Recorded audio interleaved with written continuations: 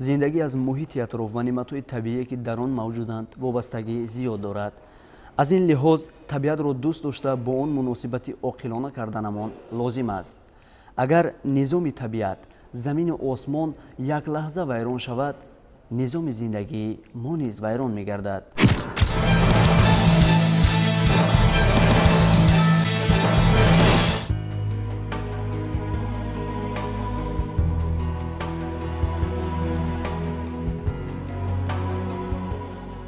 инсоният дар кадом ҳолате ки набошад, дар куҷое ки зиндагӣ накунад, агар хурд аст ё бузург ба табиат ва муҳити он эҳтиёҷ дорад. бетабиат ҳаёт дар ягон давру замон пойдор буда наметавонад, зеро ҳастии ҳар як ҷисми зинда ба об, хок, боду ҳаво, гулу гиёҳ, набототу ҳайвонот ва растаниҳо сахт алоқамандӣ дорад. хок чун ҳастии бузурги табиат, эҳёгари тамоми мавҷудоти олам аст. барои ҳар як шахси худшинос қарзи бузург он аст ки муҳити табииро нодида нагирифта, балки чун гавҳараки чашм онро аз ифлосиҳо поку тоза нигоҳ дорад, дар ободонӣ ва озодагии маҳалли атроф кӯшиш намояд, дар афзудани манбаъҳои бузурги табиӣ ҷаҳд кунад ва нагузорад ки муҳити табиӣ атрофаш ифлос гардад. ободии кишвар ва тозагии муҳити зист танҳо ба одамон вобастагӣ дорад ва эҳтироми табиату манбаъҳои он қарзи ҳар як инсони асил аст. мутаассифона дар ҳамин шабу рӯз дар қатори дигар аҳолии кишварҳои ҷаҳон дар қаламрави ҷумҳурии мо низ нафароне ёфт мешаванд ки нисбат ба манбаъҳои табиӣ беэътиноӣ зоҳир менамоянд. оби дарёву чашмаҳоро ифлос намуда, дарахтони ҳаминак аз хоби зимистона бедор гаштаро решакан ва ё гулу гиёҳҳоро поймол мекунанд, ки дар натиҷаи чунин муносибати нодурусти одамон ба табиат, яъне таъсири бевосита ва ба воситаи инсонҳо ба муҳити табиӣ аз ҷониби табиат беҷавоб нахоҳад монд. маҳз ба вуҷудоии ҳолатҳои ногаҳонии фавқулодаи табиӣ, тунукшавии қабати озон, тағйирёбии иқлим, гармшавии аз меъёр зиёди ҳавои атмосфера дар фаслҳои сарди сол аксуламали ҷавобии табиат ба муносибати дағали мо инсонҳо ба он аст. дар фасли баҳор ки боронгариҳои зиёд ба вуҷуд меянд, ҳолатҳои фавқулодае ки барои инсон хатарнок аст бисёр дида мешавад. ин ҳолатҳои фавқулодае ки мо мегем асосан ҳам табииву ҳам техногенӣ аст, ки табиӣ ин вобаста ба табиат аст, лекин техногениш ин ба воситаи кори нодурусти одамон роҳбарон аст, ки бисёртар дар ҷумҳурии мо дида мешавад. ин аз беаҳамиятӣ, яъне ки дуруст иҷро накардани он корҳое ки ба ҳолатҳои фавқулода вобаста аст, яъне тоза накардани ҷӯйборҳо, каналҳо, заҳбурҳо, ки дар натиҷаи боришоти зиёд аз ҳад зиёд об зиёд шуда баромада зарари худша расонида ва ҳамаи он муҳита ифлос мекунад, ки ин оварда ба ифлосшавии муҳит оварда мерасонад. яъне чӣ хеле ки мо аз оинаи нилгуну дигар дида будем ва фаҳмида будем ки дар париж, яъне ки соли гузашта тамоми сарони давлат ҷамъ омада оиди мубориза бар он ҳолате ки иншоотҳои моддаҳои заҳролуддошта, яъне ки коркард мекунанд ва ба фазо мебарояд, қабати озоние ки ҳаст, яъне хароб карда ба дигаршавии иқлим оварда расонидааст, ки дар инҷа гармӣ, яъне дар фасли зимистон барф несту, дар баҳор боронгарии зиёд аст.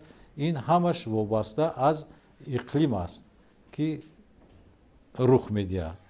яъне сабаби дигари асосии ба вуҷуд омадани ин ҳолатҳои фавқулода асосан яъне техногенӣ кори нодурусти одамон аст. аз як тараф, яъне ба фикри ман ки ин дуруст наомӯзондани он нафарон аст, ки роҳи омӯзиш пурра ба роҳ монда шудагӣ нест. яъне ки ҳаме ин ба нақша гирифта шудагӣ асту, лекин пурра иҷро намешавад. ҳар як фарди ҷумҳурии Тоҷикистон ин бояд ки аз синфи дуюм, дар синфи шашум, дар синфи 10-11 омӯзиш карда, баъди он дар донишгоҳҳои олӣ ки омад ҳамчун ҳайати роҳбарикунанда омӯзиш карда мешавад. лекин ин дар ҳамон мактабҳои миёна гузаронида намешавад. барои пурра пешгирӣ кардани ин ҳолатҳои фавқулода бояд ки ҳамаи аҳолӣ ба воситаи ҳашар, یعنی سرجم شده همه اون حالت‌هایی که در همون محله هست با قوه خود برطرف کرده، یعنی که از آفت‌های طبیعی امین باید مونند. یعنی بسیار آفت‌های طبیعی این موسمی هستند، یعنی در موسمی بهار می شود، در زمستان ترمفروایی می شود که این خطر خود رو دارد. برای همین در هر یک موسم وابسته به خود همون موسم، یعنی این کارها رو پیشکی انجام دادن در کار. هر یک آفت طبیعی پیش از اونه که به وقوع می آید از خود نشانه ها معلوم می نماید که ما از این نشانه ها یعنی فهمیده باید پیشگیری کنیم. بسیار نفرانی هستند که در تل و تپه هایی که در اونجا که هست درخت های سبزی که در همون منطقه ها هست یعنی بوریش میکنند که با این سبب یعنی که لغزش زمین یعنی که اروزی زمین با وجود می آید. بسیار نفرانی هستند که یعنی که سد راه همون آبها رو یعنی که همون جویبارهایی که طبیعی خودش از قدیم الایام آماده شده است محکم کرده اونجا درختزار و بغزار میکند. یعنی که سبب اساسی بسیار اون سیل‌های یعنی که روش آب‌هایی که در محل‌ها یعنی تل و تپه‌ها قشلاق جای‌ها می‌شود این بسیارتر یعنی که از اون خوجگی‌های دهقانی که همون تل و تپه‌ها رو یعنی که همچون خوجگی دهقانی گرفته یعنی اون آب‌هایی که باران و برفی که از همون کوه و تل و تپه‌ها که می‌بیاید دره‌ها میگیم یعنی جویبارهایی که خود از قدیم یعنی که طبیعی تشکیل شده است محکم می‌کنند و آن آب راهش دیگر کرده به دیگر محل ها و دیگر جای ها قطعی روی خود رو یافته ضررش به همون اهالی به انشاءات ها به زراعت و به همون باغات دیگر مردم برساند. تازگی محیط، زیبایی طبیعت، بزرگ بودن آن، حفظ و تازه و آزاده نگاه داشتن آب و خاک، هوای محیط و ثمره بخشی هر یک موجودات طبیعت باعث پایدار ماندن حیات رنگین و آسوده حالانه هر یک ماست. اگر اطراف تازه و آزاده، معطر و دلنشین باشد، البته طبع کس نیز بالیده و خاطر آسوده می گردد. نباتات و رستنی ها که اساس زیبایی طبیعت را تشکیل می نمایند همیشه به نگاه و بین درست انسانیت نیاز دارند. اگر ما همچون انسان کامل آنها را خوب پرورش نموده از زیبایی های آنها درست استفاده بریم خاطرمان بالیده می گردد. خلاصه طبیعت چون عامل بزرگ هستی و حیات در تمام دور و زمان ها از آغاز پیدایش انسانیت تا امروز با آن همبستگی داشت و دارد. ما نیز چون مخلوق زنده به موجودیت طبیعت ارزی هستی کردنمان غیر امکان است.